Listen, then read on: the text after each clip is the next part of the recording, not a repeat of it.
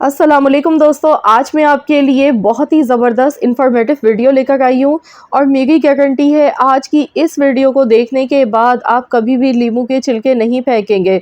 लीमू के छिलकों का भी इस्तेमाल बताऊंगी और साथ ही में लीमू का रस भी हम स्टोर करेंगे। जैसा कि आप जानते हैं कि माह रमज़ान की भी आमद है और गर्मियाँ भी तकरीबन शुरू हो चुकी हैं, तो गर्मियों का महीना जैसे ही आता है तो लीमू के रेट जो होते हैं वो बहुत ज़्यादा हाई हो जाते हैं और स्पेशली माह रमज़ान के महीने में तो पूछे ही मत, बहुत ज़्यादा हर चीज़ महंगी हो जाती है।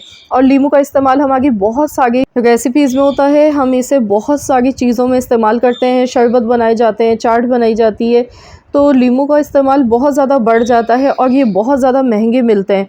तो आप अभी से ही रमज़ान शुरू होने से पहले लीमू लेकर आ जाएं ज़्यादा क्वांटिटी में, तो आप इसका रस एक बार बना लेंगे तो आप पूरी गर्मियों में इसे इस्तेमाल कर सकते हैं। ऐसा तरीका आपको बताऊंगी और साथ ही में इसके छिलके भी हमें फेंकने नहीं पड़ेंगे।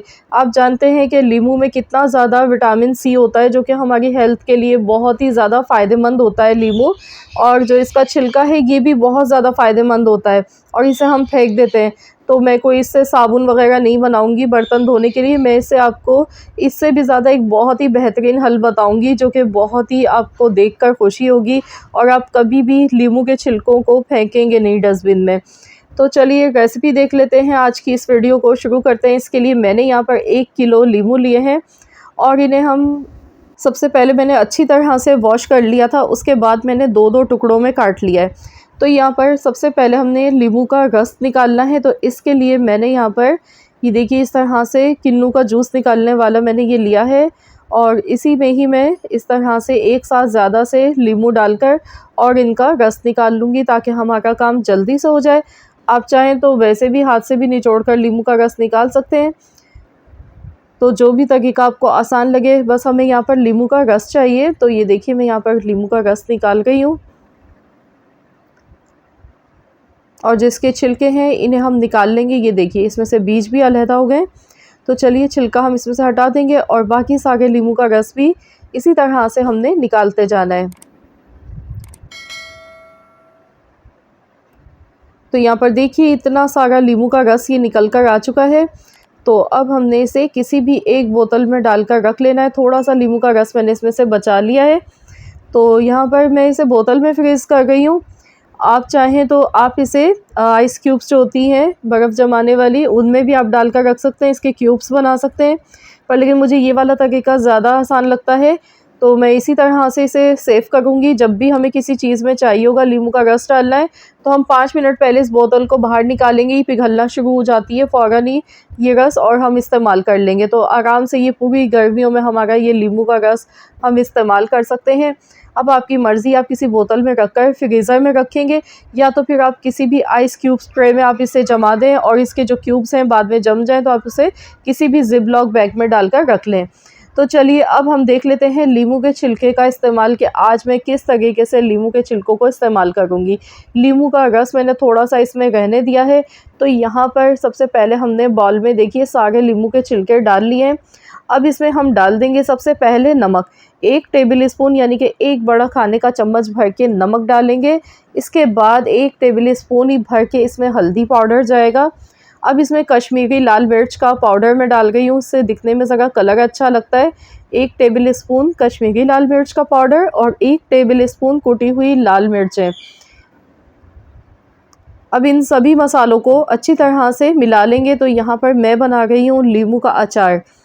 यकीन मानिए ये ताज़ा लीमू के छिलके हैं और इससे लीमू का अचार इतना खुशबूदार, इतना मज़े का बनेगा, आपके छिलके भी ज़ाया नहीं होंगे। तो जो लोग अचार खाना पसंद करते हैं उनके लिए बहुत बेहतरीन है ये।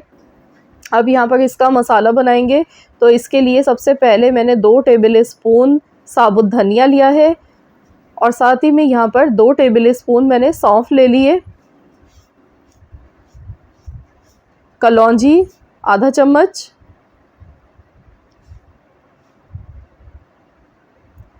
अब इसमें मैंने राई दाना डाला है 2 टेबल स्पून। 2 टेबल स्पून साबुत धनिया लेना है, 2 टेबल स्पून सौंफ आपने लेनी है और 2 ही टेबल स्पून आपने यहाँ पर राई दाना लेना है और कलौंजी आधा चम्मच और मेथी दाना भी आधा चम्मच लेना है। तो यहाँ पर 1 टेबल स्पून आपने ज़ीरा भी इसमें शामिल करना है, जो कि मैं डालना भूल गई थी। लिहाजा आप लोग यहाँ पर ज़ीरा भी इसमें ऐड कर दीजिएगा 1 टेबल स्पून। अब इन सभी मसालों को अच्छी तरह से हमने रोस्ट कर लेना है। बिल्कुल हल्की आंच पर इन्हें रोस्ट कर लेंगे जब तक कि इनमें से खुशबू ना आने लगे। तो राई दाना जो है इसमें बेसिकली खटास भी इसमें मज़ीद और मसाले में पैदा कर देगा। जैसे ही हम इसे भूनकर और मसालों में डालते हैं तो इसकी वजह से अचार हमारा बहुत ही अच्छा सा खट्टा सा फ्लेवर उसमें आ जाता है और खुशबू भी बहुत अच्छी आती है। तो चलिए अब इन मसालों को हमने पीस लेना है दरदरा सा। तो मैं हाथ से ही पीस रही हूँ, आप चाहें तो आप इसे मिक्सी के जार में डालकर भी पीस सकते हैं, लेकिन आपने इसका पाउडर नहीं बनाना है, बस आपने इसे थोड़ा सा दरदरा सा पीसना है। तो जब तक कि हमारा मसाला थोड़ा सा ठंडा नहीं हो जाता है, यहाँ पर मैं ऑयल गर्म होने के लिए चढ़ा गई हूँ। तो मैंने यहाँ पर तकरीबन 1.5 कप के करीब मैंने सरसों का तेल लिया है। अचार हमेशा सरसों के तेल में ही अच्छा बनता है और सरसों का तेल वैसे भी हेल्थ के लिए भी अच्छा होता है। तो ऑयल को हम अच्छी तरह से गर्म कर लेते हैं। जब तक कि ऑयल गर्म हो रहा है तो मैं यहाँ पर अब ये मसाला अच्छी तरह से इसे पीस लेती हूँ। तो ये देखिए इस तरह का पिसा हुआ मसाला हमें चाहिए था। मसाला हमारा तैयार हो चुका है। तो चलिए अब हम इसे डाल देते हैं लीमू में। इतना चटपटा मज़ेदार अचार बनता है, ये बहुत ही मज़े का बनता है। और जो लोग वज़न कम करना चाह रहे हैं उनके लिए बहुत ही बेस्ट है, या फिर जिनको कोलेस्ट्रॉल का मसला है बहुत ज़्यादा, उनके लिए भी ये बहुत ही फ़ायदेमंद है। जिनको कोलेस्ट्रॉल का मसला है वो लोग इसमें थोड़ा सा देसी लहसुन भी डाल दें तो और भी ज़्यादा उनके लिए ये फ़ायदेमंद हो जाएगा अचार। तो यहाँ पर देखिए मैंने अच्छी तरह मिक्स कर लिया है। ऑयल भी देख लेते हैं। ये देखिए ऑयल भी हमारा गर्म हो चुका था, मैंने गैस का फ्लेम बंद कर दिया। तो अब हमने ये गरम ऑयल इस पर इस तरह से ऊपर से हम डाल देंगे। अच्छा, यहाँ पर अगर आप बहुत ज़्यादा ऑयल डालेंगे तो इस अचार की शेल्फ़ लाइफ बढ़ जाएगी कि ये बिल्कुल डूबा हुआ होना चाहिए। लीमू हमारे डूबे हुए होने चाहिए ऑयल में। इससे ये होता है कि अचार बिल्कुल भी ख़राब नहीं होता आपका और पूरे साल भर चल जाता है बहुत आसानी के साथ।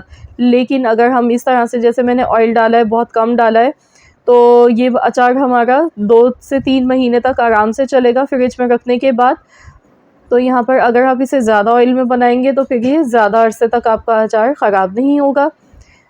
तो हमारा ये अचार तो 1 महीने ही मुश्किल से चलेगा। जितनी क्वांटिटी में मैंने बनाया इसलिए मैंने बहुत ज़्यादा ऑयल का इस्तेमाल नहीं किया है। तो यहाँ पर देखिए ये अचार हमारा बन चुका है। अब मैं इसे रख दूँगी, किसी भी आप बोतल में आप इसे डालकर रख दें। 2 दिन तक आपने इसे ऐसे ही बाहर ही रखना है, फ्रिज में नहीं रखना है 2 दिन तक। तो 2 दिन तक ये अचार हमारा ऐसे ही बाहर ही रखा रहेगा और इसके बाद फिर हम इसे फ्रिज में रख देंगे। 2 दिन के बाद ये खाने के काबिल होगा, क्योंकि इसमें जो मसाले डाले हैं, नींबू का छिलका है, वो थोड़ा सा सॉफ्ट हो जाएगा। 2 दिन के बाद आप इसे खा सकते हैं और इसे 2 दिन तक आपने ऐसे ही बाहर रखना है। आप चाहें तो इसे धूप में भी रख सकते हैं और अगर आपके घर पर धूप नहीं आती है तो आप इसे एज़ इट इज़ ऐसे ही रख दें घर में और 2 दिन के बाद फिर आप इसे खा भी सकते हैं। आप इसे फ्रिज में रखेंगे तो इंशाअल्लाह ताला 3 महीने तक आप इस अचार को इस्तेमाल कर सकते हैं। आई होप कि आप सबको मेरी आज की ये वीडियो ज़रूर पसंद आई होगी। वीडियो अच्छी लगी है तो प्लीज़ इसे लाइक कर दें, शेयर कर दें अपने दोस्तों के साथ, फैमिली मेम्बर्स के साथ। चैनल पर नए हैं तो चैनल को भी सब्सक्राइब कर लें। मिलते हैं इंशाअल्लाह ताला नेक्स्ट रेसिपी के साथ। तो जब तक के लिए अल्लाह हाफ़िज़।